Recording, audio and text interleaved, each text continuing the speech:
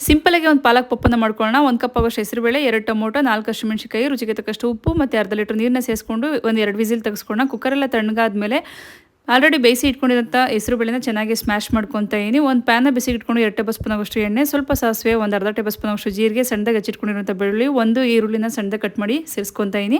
2 ಬ್ಯಾಡಗೆ ಮೆಣಸಿನಕಾಯಿ, 1 ಕಡ್ಡಿ ಆಗೋಷ್ಟು ಕರಿಬೇವಿನ ಸೊಪ್ಪನ್ನು ಸೇರಿಸಿ ಒಂದು ಅರ್ಧ ಟೇಬಲ್ ಸ್ಪೂನ್ ಆಗುವಷ್ಟು ಅರಿಶಿಣದ ಪುಡಿ, 1 ಟೇಬಲ್ ಸ್ಪೂನ್ ಆಗುವಷ್ಟು ಚಿಲ್ಲಿ ಪೌಡರ್, 1 ಟೇಬಲ್ ಸ್ಪೂನ್ ಆಗುವಷ್ಟು ಧನಿಯಾ ಪುಡಿನ ಸೇರಿಸ್ಕೊಂಡು ಸ್ವಲ್ಪ ಹೊತ್ತು ಆಯಿಲ್ನ ಚೆನ್ನಾಗಿ ಫ್ರೈ ಮಾಡ್ಕೊತಾ ಇದೀನಿ. 1 ಕಟ್ ಆಗುವಷ್ಟು ಪಾಲಕ್ ಸೊಪ್ಪನ್ನ ಚೆನ್ನಾಗಿ ಬಿಡಿಸಿ ತೊಳೆದು ಇಟ್ಕೊಂಡಿದ್ದೆ, ಅದನ್ನು ಸಹ ಸಣ್ಣದಾಗಿ ಕಟ್ ಮಾಡಿ ಸೇರಿಸ್ಕೊತಾ ಇದೀನಿ. ರುಚಿಗೆ ತಕ್ಕಷ್ಟು ಉಪ್ಪನ್ನ ಸೇರಿಸ್ಕೊಂಡು ಸ್ವಲ್ಪ ಹೊತ್ತು ಚೆನ್ನಾಗಿ ಎಲ್ಲಾನು ಮಿಕ್ಸ್ ಮಾಡ್ಕೊಳ್ಳೋಣ. ಪಾಲಕ್ನಲ್ಲಿರುವಂಥ ನೀರಿನ ಅಂಶ ಎಲ್ಲ ಬಿಟ್ಟು ಪಾಲಕ್ ಸ್ವಲ್ಪ ಸಾಫ್ಟ್ ಆಗೋವರೆಗೂ ಚೆನ್ನಾಗಿ ಮಿಕ್ಸ್ ಮಾಡ್ಕೊಳ್ಳೋಣ. ಒಂದು ಲಿಡ್ನ ಕ್ಲೋಸ್ ಮಾಡಿ ಸ್ಟೀಮ್ ಮಾಡ್ಕೊಂಡ್ರೆ ಸ್ವಲ್ಪ ಪಾಲಕಲ್ಲಿರುವಂಥ ನೀರಿನಂಶ ಎಲ್ಲ ಡ್ರೈ ಆಗುತ್ತೆ. ಇದಕ್ಕೆ ಆಲ್ರೆಡಿ ನಾವು ಕೂಗಿಸಿ ಇಟ್ಕೊಂಡಿದ್ದಂಥ ಹೆಸರುಬೇಳೆನ ಸೇರಿಸಿ ಚೆನ್ನಾಗಿ ಮಿಕ್ಸ್ ಮಾಡಿಕೊಂಡು ನಮ್ಮ ನೀರು ಕನ್ಸಿಸ್ಟೆನ್ಸಿನ ನೋಡಿಕೊಂಡು ನೀರನ್ನ ಸೇರಿಸ್ಕೊಂಡ್ರೆ ಪಾಲಕ್ ಪಪ್ಪು ರೆಡಿ ಆಗುತ್ತೆ. ಮತ್ತೊಂದು ಬೌಲ್ಗೆ 1 ಕಪ್ ಆಗೋಷ್ಟು ಕ್ಯಾರೆಟು, 1 ಕಪ್ ಆಗೋಷ್ಟು ತೆಂಗಿನಕಾಯಿ ತುರಿ, ಸ್ವಲ್ಪ ಬಿಳಿ ಎಳ್ಳು, ಸ್ವಲ್ಪ ಪೆಪ್ಪರ್ ಪೌಡರ್, ರುಚಿಗೆ ತಕ್ಕಷ್ಟು ಉಪ್ಪು, ಸಣ್ಣದಾಗಿ ಹಚ್ಚಿಟ್ಕೊಂಡಿರುವಂಥ ಕೊತ್ತಂಬರಿ ಸೊಪ್ಪು, ಹಸಿಮೆಣಸಿನಕಾಯಿ, ಸ್ಟೀಮ್ ಮಾಡಿ ಇಟ್ಕೊಂಡಿದ್ದಂಥ ಕಾಬೂಲ್ ಕಡಲೆ ಮತ್ತು ಕಾರ್ನ ಸೇರಿಸ್ಕೊಂಡ್ರೆ ಒಂದು ಸಲಾಡ್